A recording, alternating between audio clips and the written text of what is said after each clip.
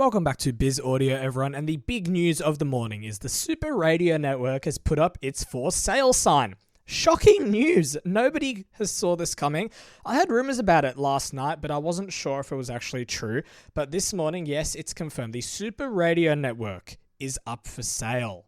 The family-owned network was taken over in July 2024 by George Corrales and Despina Priala after their father, the late Bill Corrales, passed away. The network includes 47 stations across New South Wales, Queensland and the Northern Territory, making it Australia's largest privately owned commercial radio network. Last week, Graham Mott was named Chief Executive Officer of the network following Rice Holleran's departure. And look, I gotta say, the network this year and last year has been really stepping up their game. They've had a more social media and online presence with their websites getting redone and getting some new talent in. Of course, they've got Mike Byrne in as their, I think it was group content director. They had Rice Holleran in as the CEO. Graham Mott, they've got Graham Miles up in Queensland as the general manager.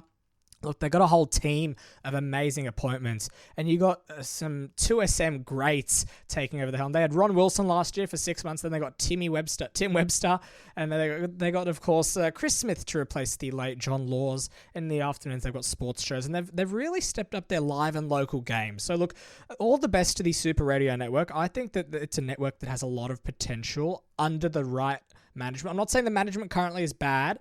I'm just saying that, look, I think it has a lot of potential because it has made a lot of great appointments and a lot of new and great people are on the team. So best of luck. I'm interested to see what happens there. It's estimated about 200 million. So I think that rules out ARN buying it and SCA plus 7.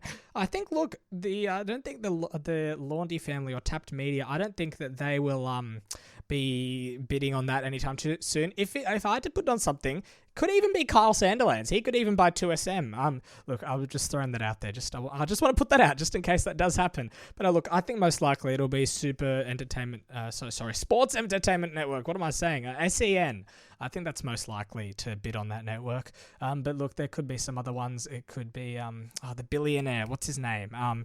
It'll come back to me. The one that everyone thought Nine was going to be bought by. It'll come back to me at some point. But look, I wish the network best of luck because I think it's a great network, largest privately owned network. And so best of luck to anyone there. And also some other news in the radio world. RCS Worldwide has named Susan Larkin as the president and CEO.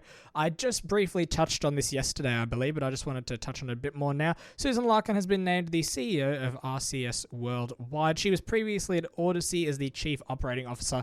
That's your daily update of radio, and if that makes any sense. Look, radio and audio, it's a great medium, and you can catch up on all the podcasts I've done. If you're new to the industry, you can check out all the stuff that's going on. It's a busy time with Carl Jacquiot and all lawsuits, and so it's one of the best times to be interested in radio and audio.